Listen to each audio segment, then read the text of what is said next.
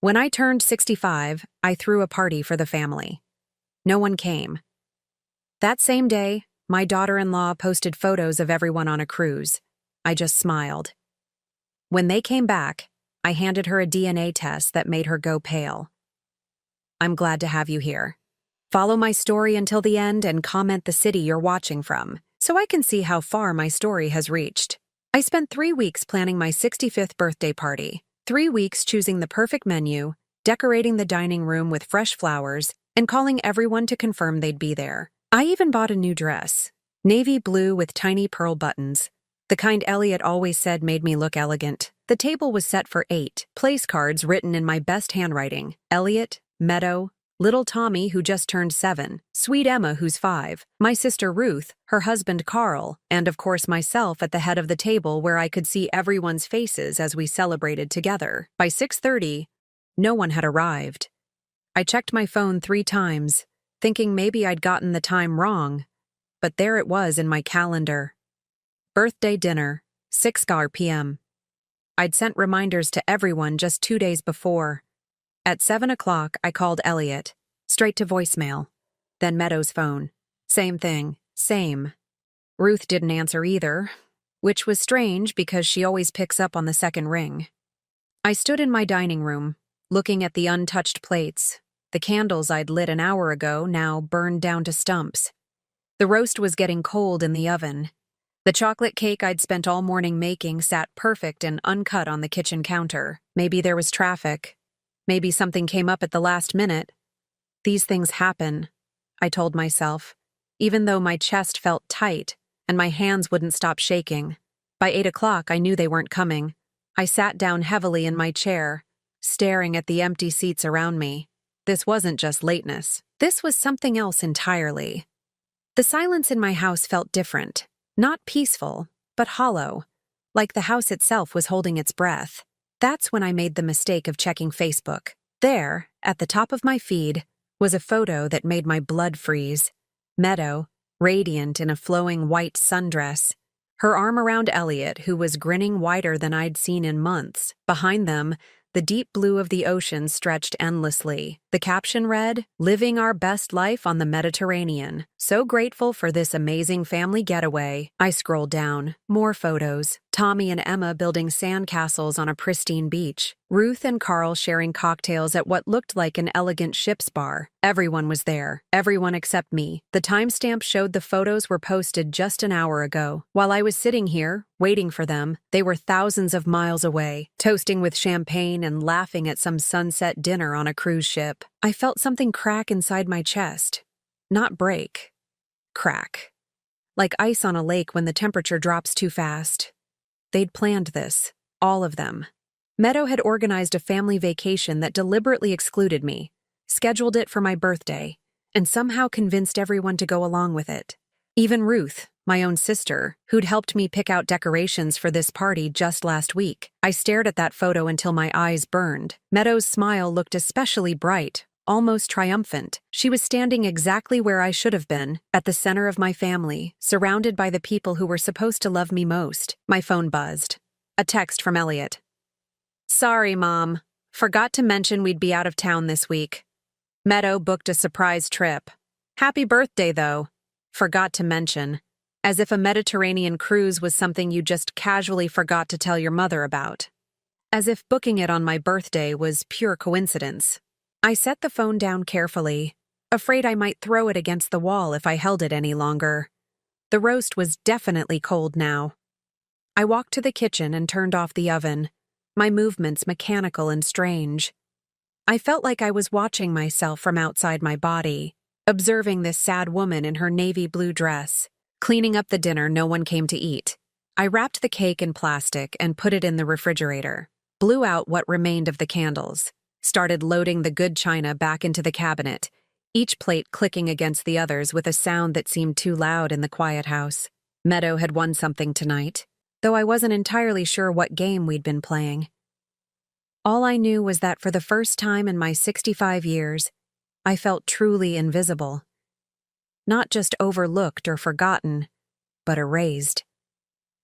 As I turned off the dining room lights, I caught my reflection in the dark window, I looked smaller somehow, diminished. The woman staring back at me had spent decades being the family peacekeeper, the one who smoothed over arguments and remembered everyone's birthdays and anniversations, the one who always put family first. And they'd all chosen to spend my birthday pretending I didn't exist. I climbed the stairs to my bedroom, each step heavier than the last. Tomorrow I'd have to face the aftermath. The fake apologies, the excuses about miscommunication, Meadow's sweet voice explaining how the trip was booked months ago and there was nothing they could do. But tonight, I just needed to sit with this pain, to really feel it. Because something told me this wasn't just about a missed birthday party. This was about something much bigger and much more deliberate than I'd ever imagined. I didn't sleep that night. Instead, I lay in bed staring at the ceiling, my mind cycling through every family gathering from the past 5 years. The birthday that wasn't just forgotten, it was deliberately sabotaged. And as the hours crept by, other memories started surfacing, each one more unsettling than the last. Tommy's 4th birthday party. I'd been so excited to see him blow out his candles, but when I arrived at the venue, Meadow met me at the door with that apologetic smile she'd perfected. "Oh, Loretta, didn't Elliot tell you? We had to move the party to tomorrow. Little emergency came up, but I could hear children laughing inside, could see balloons through the window. When I called Elliot later, he seemed genuinely confused. Tomorrow? No, Mom, the party's definitely today. Meadow must have mixed up the dates. Emma's first day of kindergarten. I'd asked Meadow 3 times what time they were dropping her off so I could be there with my camera. "Oh, we're doing it super early," she'd said. "Like 7 a.m. Probably too early for you." When I showed up anyway, the teacher told me Emma had been there since the normal time, 8:30. I'd missed her walking into her classroom, missed her nervous little wave goodbye to Elliot. Last Christmas. Meadow had called me 2 days before, her voice tight with false concern. "Loretta, I hate to do this, but Elliot's been feeling really overwhelmed with work stress. He asked if we could keep Christmas dinner small this year. Just immediate family. I'd spent Christmas alone, reheating leftovers and watching old movies. Later, I found out from Ruth that they'd had a huge celebration. She'd seen the photos on Instagram. 20 people, including Elliot's college friends and several neighbors, everyone except me. Each memory felt like a puzzle piece clicking into place, forming a picture I'd been too blind to see. This wasn't a pattern of miscommunication or innocent scheduling conflicts. This was systematic, calculated. I got up and made coffee as the sun rose, my hands still trembling from exhaustion, and something else. A growing sense of dread.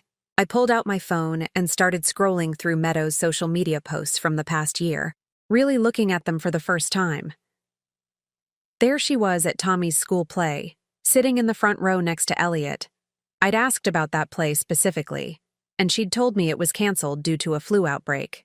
There she was at Emma's dance recital, the one Meadow said was just a practice session, nothing special. Photo after photo of family moments I'd been excluded from, each one tagged with captions about precious family memories and "blessed to have these people in my life." The cruelest part was how natural it all looked. Meadow's arm around Elliot, the children clustered close to their parents, everyone smiling like they belonged together, like they were complete without me. I set the phone down and walked to my kitchen window, looking out at the garden I'd planted when Elliot was a boy. He used to help me weed these flower beds, his small hands careful with the delicate stems. When had I lost him? When had he stopped seeing me as essential to his happiness? The answer came with startling clarity, when Meadow entered our lives. Before her, Elliot called me twice a week. We had standing dinner dates every other Sunday. He'd ask my advice about work problems, share stories about his day. He was my son, my friend, my connection to a future I'd helped create. Meadow changed that gradually, so slowly I didn't notice until it was too late. First, the Sunday dinners became monthly. Meadow's been planning these elaborate meals, Elliot explained. She loves having me all to herself on weekends. Then the phone calls dwindled to obligation check-ins on holidays. "Sorry, Mom. Can't talk long. Meadow's got us scheduled pretty tight today."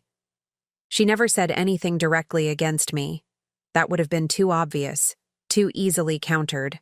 Instead, she operated in the spaces between words, in the silences that followed her suggestions. Your mom seems tired lately. Maybe we shouldn't burden her with the kids this weekend. I saw your mom at the grocery store yesterday. She looked a little confused about something. Do you think she's doing okay living alone? Subtle implications that I was becoming a burden, a concern, someone who needed managing rather than including. I thought about the way she hugged me at family gatherings, always a beat too long, her hand rubbing my back like I was a fragile elderly relative who needed comforting rather than an equal member of the family. The way she'd interrupt when I was talking to the children, redirecting their attention to something else. Grandma Loretta's had a long day, sweeties. Why don't you show Daddy your new toy instead? And Elliot, my beautiful, trusting son, had absorbed it all without question. He'd started looking at me the way Meadow did, with a mixture of affection and pity, like I was something precious but increasingly irrelevant. The phone rang, startling me from my thoughts. Elliot's name flashed on the screen. Hi, Mom. His voice was cheerful, relaxed in a way that made my chest ache. Just wanted to call and say happy belated birthday. Sorry we missed it, but this trip has been incredible. Meadow really outdid herself with the planning. I gripped the phone tighter. Yes, I saw the photos. Oh, good. Meadow's been posting like crazy. The kids are having such a blast. Tommy learned to snorkel yesterday, and Emma made friends with this little girl from Boston. You would have loved seeing them. Would I? Because from where I sat, it seemed like no one had even noticed I wasn't there. The trip was very last minute, I said carefully. I know, right? Meadow found this amazing deal and just went for it. She's always been spontaneous like that. One of the things I love about her. Spontaneous. That's what he called deliberately booking a cruise on his mother's birthday. Elliot, I started, then stopped. What could I say? That his wife was manipulating him? That she'd spent years systematically excluding me from his life? He'd think I was jealous, bitter, unable to accept that he'd grown up and moved on. Maybe I was all those things, but I was also right. Everything okay, Mom? You sound off. I closed my eyes, feeling the weight of all those lost moments, all those times I'd been edited out of my own family's story. I'm fine, sweetheart. Just tired. Well, get some rest. We'll be back next week, and I promise we'll plan something special to make up for missing your birthday. Another promise from Elliot that Meadow would find a way to break. After I hung up, I sat in my kitchen for a long time, watching the light change as morning moved toward afternoon. I thought about the years ahead. More birthdays spent alone, more grandchildren's milestones missed, more family photos where my absence was so complete it was like I'd never existed at all. For the first time since my husband died 8 years ago, I felt truly orphaned. Not by death this time, but by something arguably worse. By the deliberate, methodical erasure of my place in the only family I had left. But as the anger built in my chest, hot and bright, I realized something else.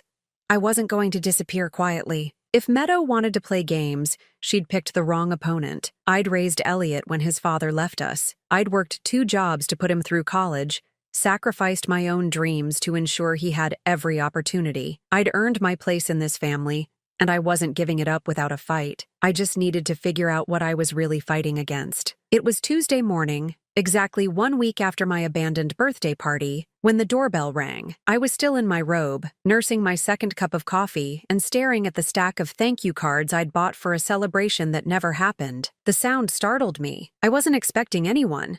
And honestly, unexpected visitors had become rare in my carefully managed social isolation.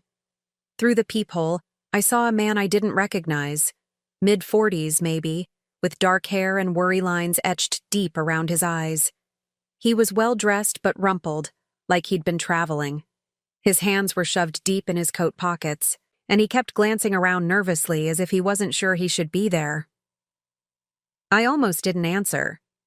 After the cruise incident, I wasn't in the mood for solicitors or missionaries or whatever this stranger might want. But something about his posture, the way he seemed to be gathering courage just to stand on my porch, made me curious. "Can I help you?" I called through the door. "Mrs. Patterson?" His voice was careful, hesitant. "Loretta Patterson? Elliot's mother?" My chest tightened. How did this stranger know my son's name? Who's asking? He was quiet for a moment, then said something that made my blood run cold. My name is David Chen. I need to talk to you about Meadow. I opened the door slowly, keeping the chain latched. What about Meadow? David Chen looked even more nervous up close.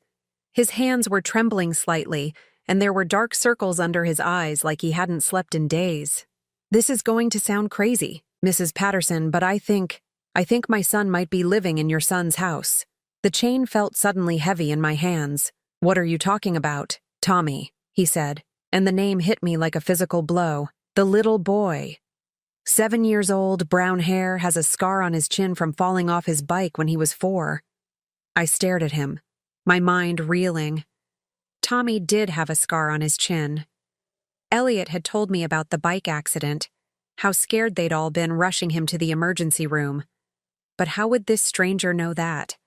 I think you'd better come in, I said, my voice barely above a whisper. David Chen sat on my couch like he might bolt at any second. I offered him coffee, but he shook his head, his hands clasped so tightly in his lap that his knuckles were white. I don't know where to start, he said. This is going to sound insane. Try me. I've had a very strange week. He took a shaky breath. Meadow and I, we were together for 2 years. This was before she met your son, before she got married. We lived together, talked about marriage, the whole thing. And then she got pregnant. My coffee cup suddenly felt too heavy. I set it down carefully, afraid I might drop it. I was so happy, David continued, his voice thick with old pain. I wanted to marry her immediately, start planning our life together. But Meadow, she kept putting me off, said she needed time to think, wasn't ready for such a big step. Then one day I came home from work and she was gone. Just gone. All her stuff. Everything. Like she'd never lived there at all. Did you look for her? Of course I did. For months, filed a missing person report, hired a private investigator, posted on every social media platform I could think of. Nothing. It was like she'd vanished into thin air. He rubbed his face with both hands. The investigator finally told me to give up, said some people just don't want to be found. I was starting to feel sick. What does this have to do with Tommy? 3 months ago, I was at a conference in Sacramento, just walking around downtown during lunch, and I saw them. Meadow and a little boy who looked exactly like me at that age. Same eyes, same chin, even the same way of tilting his head when he's concentrating. I followed them for 3 blocks, Mrs. Patterson. I watched that little boy and I knew he was mine. The room felt like it was spinning. You're saying Tommy is your son? I'm saying I think he is. Meadow was about 2 months pregnant when she left me. If she carried the baby to term, he'd be exactly Tommy's age now. David reached into his jacket and pulled out his phone. Look at this. He showed me a photo of himself as a child, maybe 6 or 7 years old. The resemblance to Tommy was unmistakable. The same dark eyes, the same stubborn set to the jaw, even the same slight gap between his front teeth that Tommy was always trying to hide when he smiled. My hands were shaking now. This could be a coincidence. Lots of children look alike. That's what I told myself at first. But then I started digging. David's voice got harder, more determined. I hired another investigator, a better one this time. Meadow Martinez. That's not even her real name, by the way. Her real name is Margaret Winters, and she's done this before. Done what before? Disappeared when things got complicated. Left men when they started asking too many questions. The investigator found 2 other guys, Mrs. Patterson. 2 other men who had relationships with her that ended the same way, suddenly, completely, like she'd never existed. David leaned forward, his eyes intense. One of them thinks she might have been pregnant when she left him too. I felt like I was drowning. Why are you telling me this? Why now? Because I've been watching from a distance for 3 months. Trying to figure out what to do, trying to decide if I had the right to disrupt a child's life based on suspicions and coincidences. His voice cracked. But then I saw the photos from your cruise, the happy family vacation, everyone smiling and laughing, and I realized something that made me sick. What? You weren't in any of the photos. I looked through all of Meadow's social media, Mrs. Patterson. Hundreds of pictures of family gatherings, Birthday parties, holidays. Tommy and Emma are in all of them. Your son Elliot is in most of them. But you're barely there, like you're being written out of your own family's story.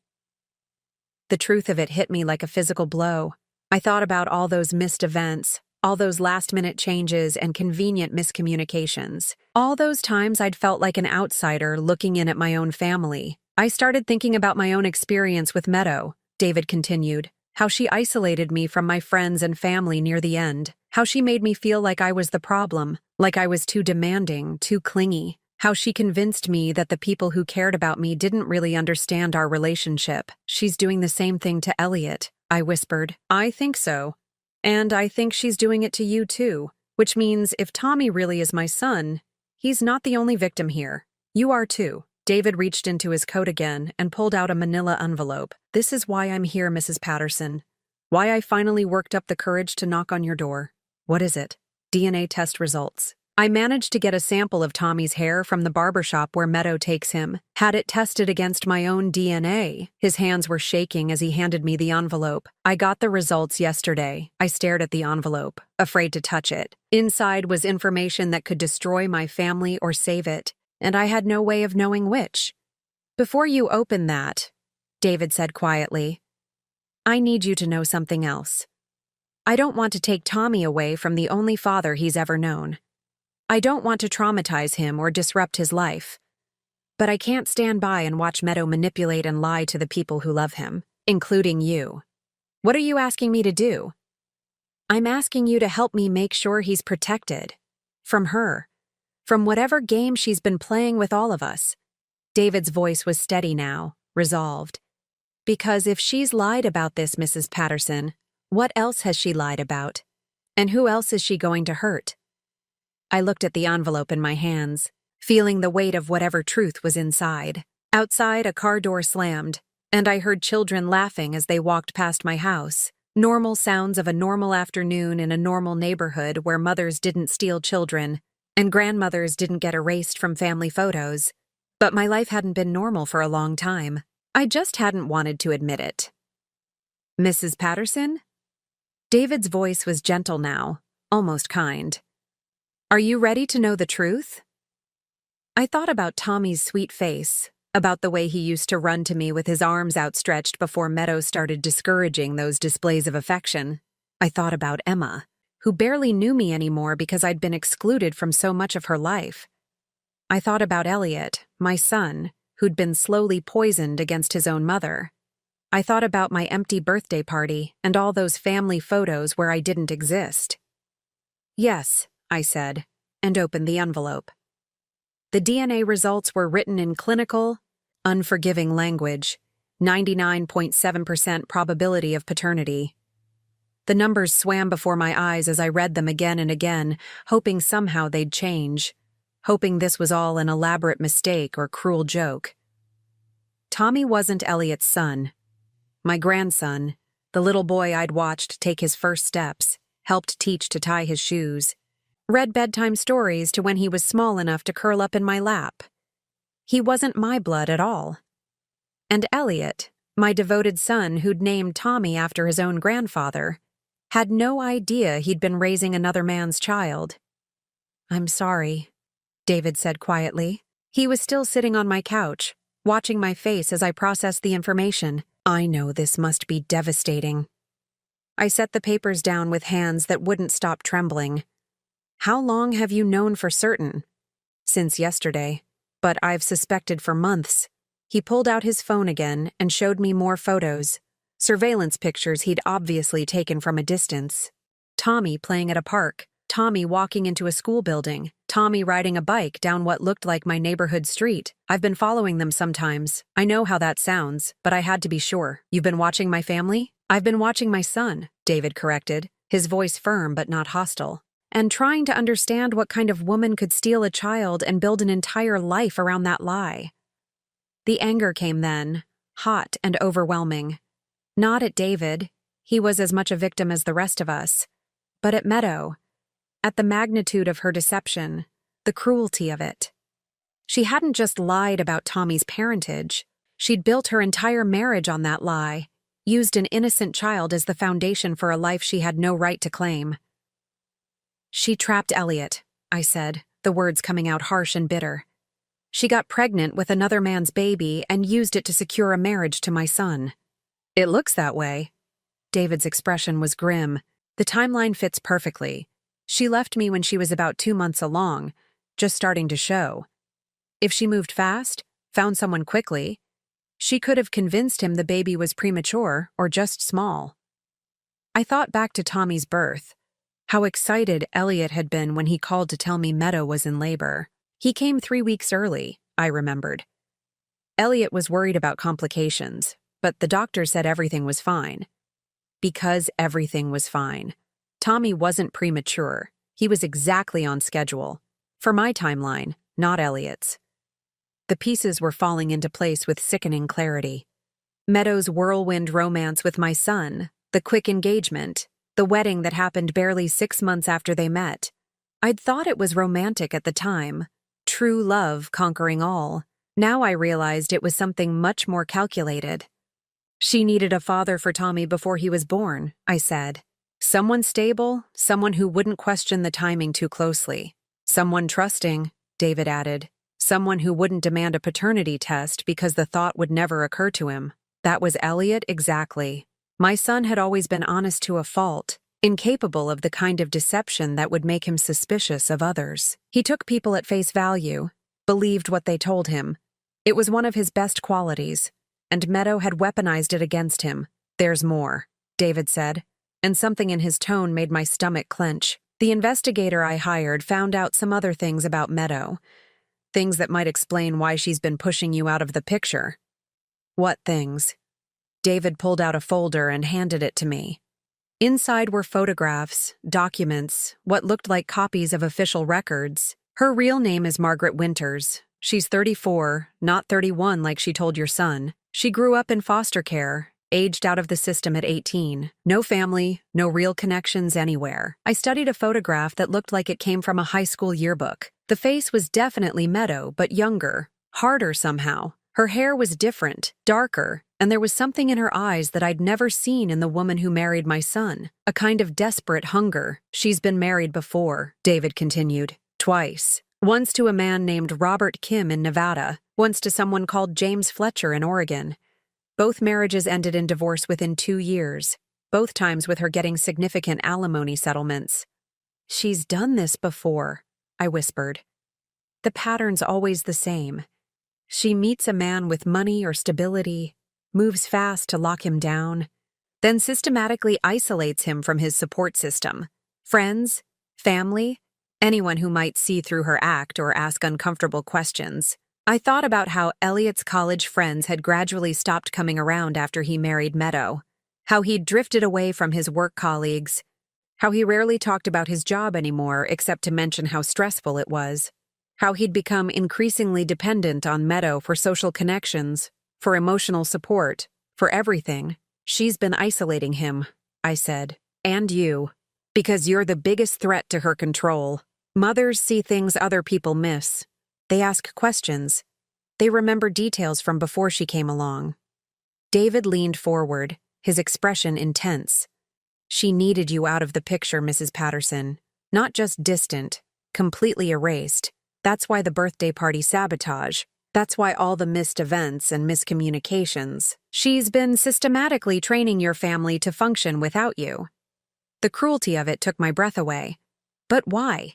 If she already had Elliot, if he believed Tommy was his son, why go to such lengths to exclude me? Because you're a witness to the timeline. You remember when they met, when she got pregnant, when Tommy was born. If you'd ever started asking questions, comparing dates, you might have figured out the truth. David's voice was quiet but certain. She needed you to become irrelevant before you became dangerous. I stood up abruptly, pacing to the window where I could see the street where Tommy had learned to ride his bike. The little boy I'd cheered for, bandaged his scraped knees, celebrated every milestone with. He was still the same child, still sweet and funny and bright, but everything about his place in our family was a lie. What about Emma? I asked, dreading the answer. As far as I can tell, Emma really is Elliot's daughter. Born 2 years after Tommy, during a time when Meadow and your son were definitely together. But Mrs. Patterson, David hesitated. What? Emma's birth might have been calculated too. A way to make sure Elliot never questioned Tommy's parentage. If Meadow could give him a biological child, he'd be less likely to doubt that Tommy was his too. And it would cement their relationship even further. I felt sick. Everything about my son's marriage, his family, his life for the past 7 years had been orchestrated by a woman who saw him not as a person to love, but as a resource to exploit. And she'd used children, innocent children, as tools in her manipulation. Tommy doesn't know, does he? I asked. Of course not. He's 7 years old. As far as he's concerned, Elliot is his father and always has been. And Emma? She doesn't know either. She just thinks she has a big brother who looks different from her. Kids don't question these things, but adults did. Or they should. And I was starting to understand why Meadow had worked so hard to make me irrelevant.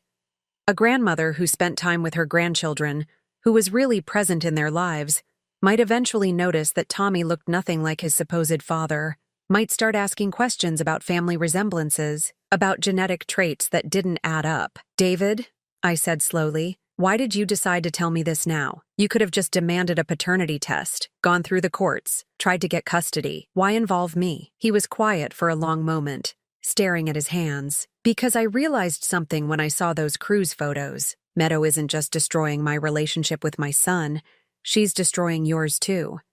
And if we don't stop her, she's going to keep doing it to other people. What do you mean? She's already starting to pull back from Elliot's friends, from his work colleagues, making him more and more dependent on her for everything. And she's teaching the kids to see him as the only parent who really matters. Tommy barely talks about you anymore when I've watched them at the park. It's like she's erasing you from his memory. The truth of that hit me like a physical blow. I thought about how different Tommy had become in recent months, how he'd stopped running to hug me when I visited, how he'd started looking to Meadow for permission before talking to me. I'd thought he was just growing up, becoming more independent. But maybe it was something else entirely. She's going to discard Elliot eventually, David continued, just like she discarded me. Just like she discarded her previous husbands. But first, she's going to make sure he has nothing left except her and the kids. No friends, no family, no support system. When she's ready to move on, he'll be completely alone. I closed my eyes, seeing my son's future stretched out before him, isolated, abandoned, probably broke if Meadow was as calculating as she appeared to be, and the children, caught in the middle of it all, used as pawns in a game they didn't even know they were playing. What do you want me to do? I asked. David stood up, gathering his papers and photos. I want you to help me save our family. Both of us. Because that's what we are, Mrs. Patterson.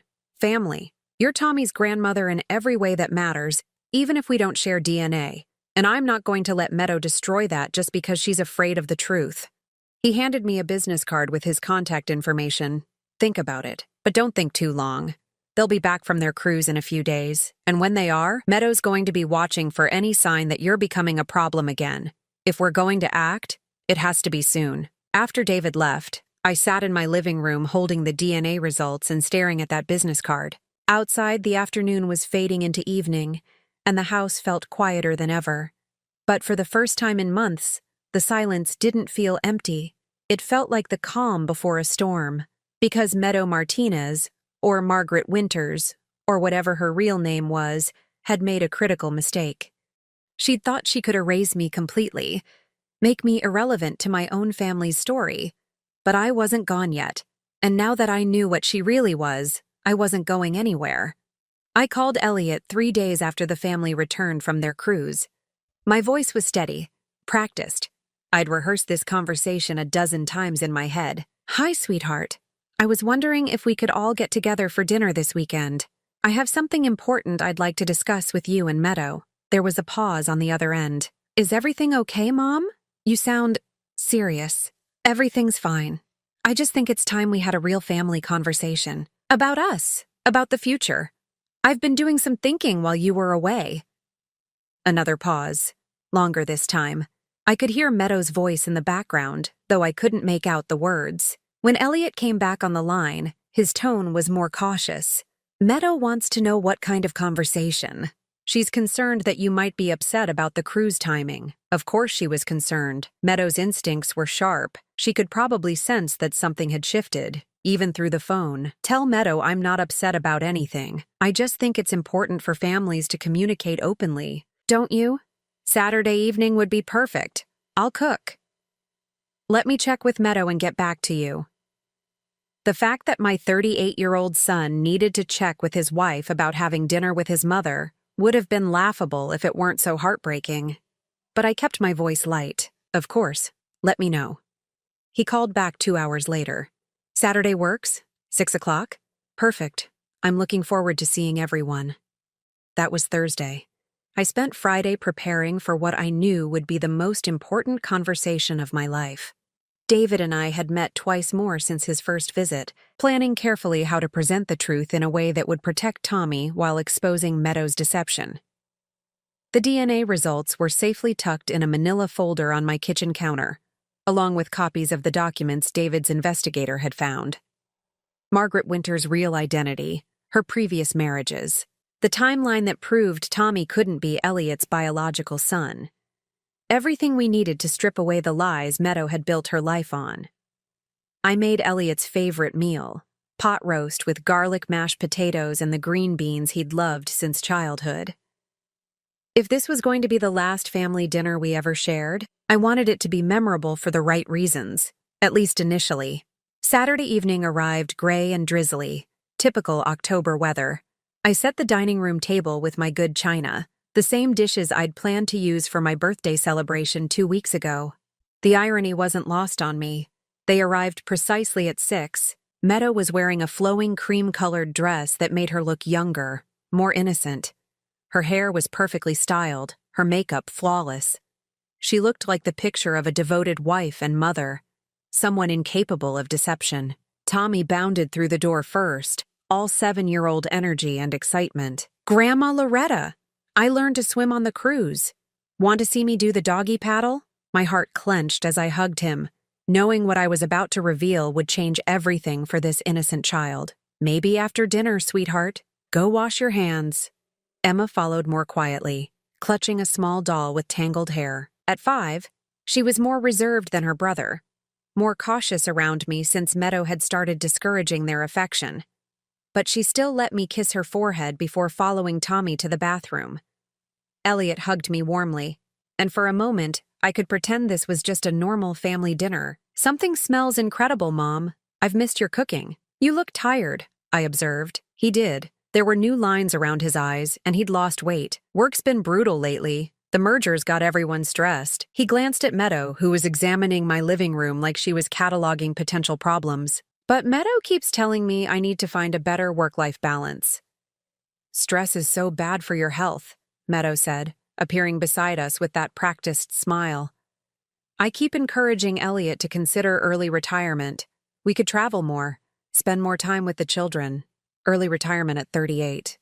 Another way to make Elliot completely dependent on her, cutting him off from his professional identity and income."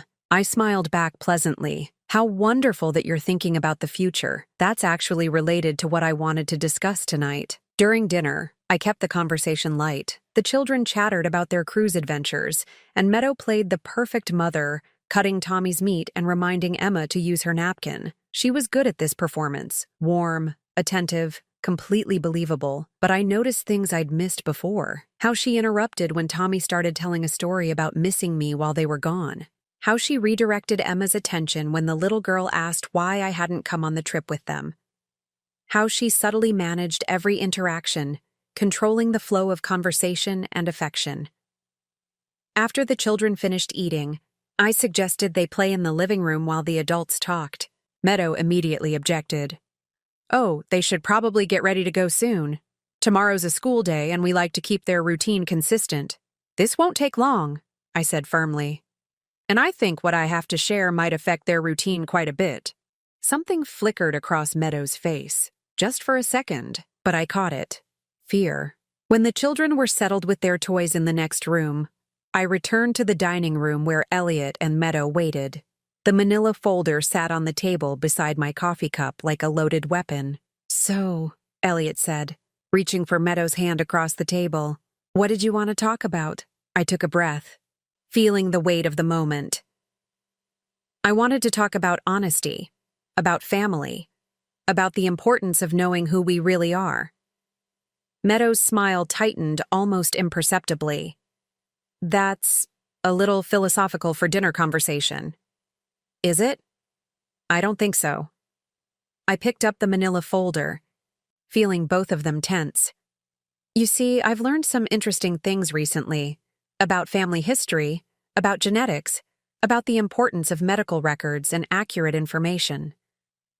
"Mom," Elliot said slowly, "what's in the folder?" "The truth." I opened it and pulled out the DNA results, setting them on the table between us. "These are the results of a paternity test for Tommy." The silence that followed was deafening. Elliot stared at the papers like they might burst into flames. Meadow went very still, her face carefully blank. "A paternity test?" Elliot's voice was barely a whisper. "Why would you? How did you?" "The test shows that you are not Tommy's biological father," I said gently. "There's a 99.7% probability that another man is his father, a man named David Chen." Meadow stood up abruptly, her chair scraping against the floor. "This is insane. Loretta, I don't know what kind of sick game you're playing, but—" "Sit down, Margaret." The use of her real name hit like a physical blow. She actually stumbled backward, her face going white. Elliot looked between us, confusion and growing horror warring in his expression. "Margaret? Mom, what's going on?" I pulled out the investigator's report, the marriage certificates, the timeline documentation. Meadow's real name is Margaret Winters. She's been married twice before, and she has a pattern of lying about her identity and her past. She was involved with David Chen before she met you, Elliot. She left him when she was pregnant with his child and came to find a new father for her baby. "That's not true," Meadow said, but her voice was shaking now. "Elliot, don't listen to this. Your mother has obviously had some kind of breakdown. Tommy was born 7 months after you two met," I continued relentlessly. "You thought he was premature, but he wasn't. He was born exactly on schedule for the timeline of Meadow's relationship with David." Elliot picked up the DNA results with hands that were trembling. I watched his face as he read them, watched the color drain from his cheeks as the numbers sank in. This can't be right," he whispered. "David Chen has been looking for his son for 7 years, I said. "He found you 3 months ago and has been watching from a distance, trying to decide what to do. He came to me because he recognized what Meadow was doing to our family, the same isolation tactics she used on him." Meadow was backing toward the doorway now, her perfect composure completely shattered. "Elliot, please, don't let her poison you against me. Think about our life together, our family." "Our family?" Elliot's voice was raw, broken. "Our family that's built on a lie? Our son who isn't actually our son? He is your son in every way that matters. You raised him. You love him, based on a lie." Elliot slammed his hand on the table, making the dishes jump. "Everything, Meadow. Everything has been a lie." From the living room came the sound of children's laughter, innocent and bright. Tommy and Emma, playing their games, unaware that their world was imploding in the next room. "There's more," I said quietly, and pulled out the records of Meadow's previous marriages. "She's done this before. Found men, married them quickly, isolated them from their families, then moved on when it suited her. You're not her first victim, Elliot. You're just the most successful one." Elliot stared at the documents, his breathing shallow and fast. "The cruise," he said suddenly. "Your birthday. That wasn't a coincidence, was it?" Meadow said nothing, but her silence was answer enough. "You planned it deliberately. You made sure Mom would be alone on her birthday while we were all together, having fun without her. You wanted to hurt her. I wanted to protect our family," Meadow started. "From what? From my mother? From the woman who raised me and loved me and would never hurt anyone? From someone who would eventually figure out the truth," I said softly. "That's what this has all been about, Elliot.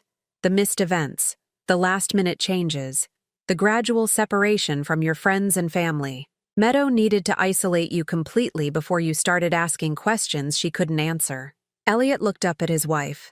His wife who wasn't who she claimed to be, whose entire life with him was built on deception. Is any of it real? Do you love me at all? Or was I just convenient? For the first time since I'd known her, Meadow had no answer. No smooth deflection, no manipulation, no perfectly crafted response. She just stood there, exposed and silent. That silence told us everything we needed to know. From the living room, Tommy called out, "Daddy, can we have ice cream?" Elliot closed his eyes, and I saw a tear slip down his cheek. "What do I tell them?" he whispered. "How do I explain this to the children?" "We'll figure it out," I said, reaching across the table to take his hand. "Together. As a family." "But Tommy is still your son in every way that matters. That doesn't change. But he also has a biological father who loves him and wants to be part of his life. And maybe, if we handle this right, that can be a good thing." Meadow turned toward the door, but I called after her, "Margaret." She stopped but didn't turn around. "David isn't going to disappear this time, and neither am I. If you try to run with the children, we'll find you. If you try to manipulate this situation or hurt these kids to protect yourself, we'll stop you. Your days of controlling this family are over." She walked out without another word, leaving behind the sound of children playing and the wreckage of 7 years of lies. But for the first time in months, I didn't feel like I was losing my family. I felt like I was finally getting it back. 6 months later, I was in my kitchen making Sunday dinner when I heard the front door open and Tommy's voice calling out, "Grandma, we brought dessert." "In here, sweetheart," I called back, smiling as I heard the thunder of small feet running toward me. Tommy burst through the kitchen doorway, his arms wrapped around a bakery box that was almost too big for him to carry. Behind him came Emma, more careful with her steps, carrying a small bouquet of daisies. "These are for you," she said shyly, holding out the flowers. "Daddy said yellow is your favorite color." I knelt down to accept the bouquet, pulling her into a hug that she no longer hesitated to return. "They're perfect, sweetheart. Thank you." Elliot appeared in the doorway, looking healthier than he had in years. The weight he'd lost during those final months with Meadow had returned, and the stress lines around his eyes had softened. Behind him stood David, still somewhat tentative in family gatherings, but gradually finding his place in our complicated new dynamic.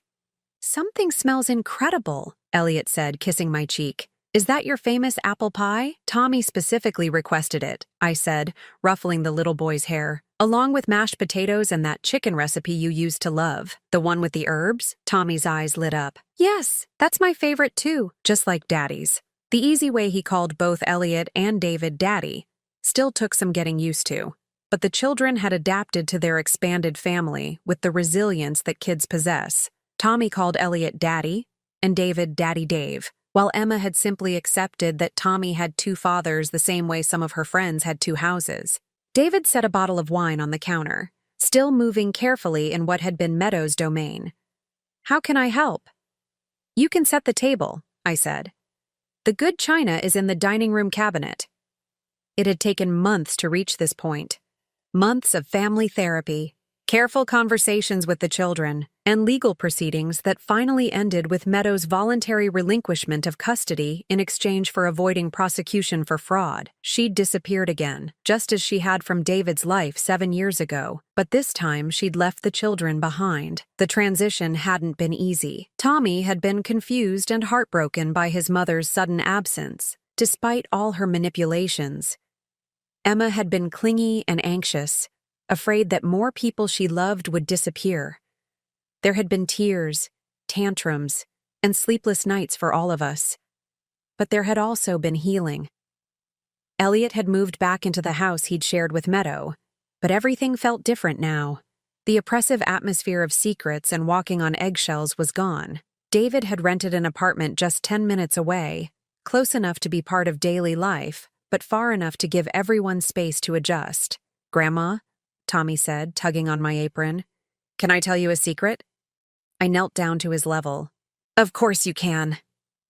He cupped his hands around his mouth and whispered, "I'm glad you found Daddy Dave. Now I have the most daddies of anyone in my class. My heart squeezed with love for this resilient little boy, who'd turned a complicated situation into a source of pride. I'm glad too, sweetheart, and I'm glad Mommy Meadow went away, he added more quietly. She was always mad about something. It broke my heart that a 7-year-old had been so aware of the tension in his household, but it also reassured me that we'd made the right choices. Children knew more than adults gave them credit for, and Tommy had sensed his mother's manipulation, even if he couldn't name it. During dinner, the conversation flowed naturally between the adults, while the children chattered about school and friends. David told us about Tommy's latest soccer game, where he'd scored his first goal. Elliot shared Emma's excitement about starting dance classes. We talked like the family we'd become. Unconventional, maybe, but real in a way that Meadow's carefully orchestrated version had never been.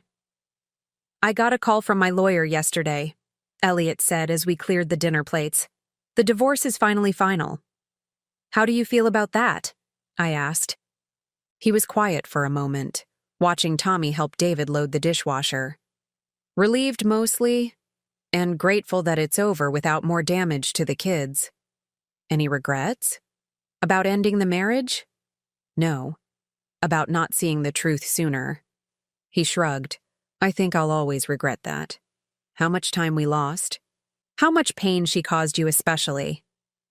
I squeezed his shoulder. You can't blame yourself for trusting someone you loved. That's not a character flaw, Elliot. That's just being human. David joined us at the counter, drying his hands on a dish towel. Has there been any word from her? Nothing, Elliot said. Her lawyer said she doesn't want any contact with the children. No visitation, no phone calls, nothing. That's probably for the best, I said, though it still amazed me that any mother could walk away so completely from her children. At least this way the kids can heal without worrying about when she might disrupt their lives again. Later, after the children had fallen asleep watching a movie in the living room, the 3 adults sat around my kitchen table with coffee and leftover pie. These had become some of my favorite moments, quiet conversations in the evening light, planning for the future, talking through the challenges of co-parenting in such an unusual situation. I've been thinking about something, David said, stirring sugar into his coffee. About Tommy's last name. Elliot looked up sharply. What about it? He's been Patterson his whole life. That's his identity, his school records, everything. I don't want to change that. But I was wondering, David hesitated, then pushed forward. Would it be okay if I took your name too? Officially, I mean. David Patterson Chen. So Tommy and I would share part of a name, but he'd still be connected to you and your family history. The gesture was so thoughtful, so carefully designed to honor everyone's place in Tommy's life, that I felt tears prick my eyes. Elliot looked stunned. You'd do that? I want Tommy to know that families can be complicated without being broken, David said. I want him to understand that loving someone doesn't mean you have to choose sides or pretend other relationships don't matter. Elliot reached across the table and shook David's hand. I think that's perfect. As the evening wound down and David prepared to take the children to his apartment for their weekly overnight stay, I pulled him aside. Thank you, I said quietly. For what? For saving my family. For having the courage to tell me the truth when it would have been easier to just disappear again. David was quiet for a moment, watching Tommy gather his backpack and favorite stuffed animal. You know what I realized that day I came to your door? I wasn't just losing my son.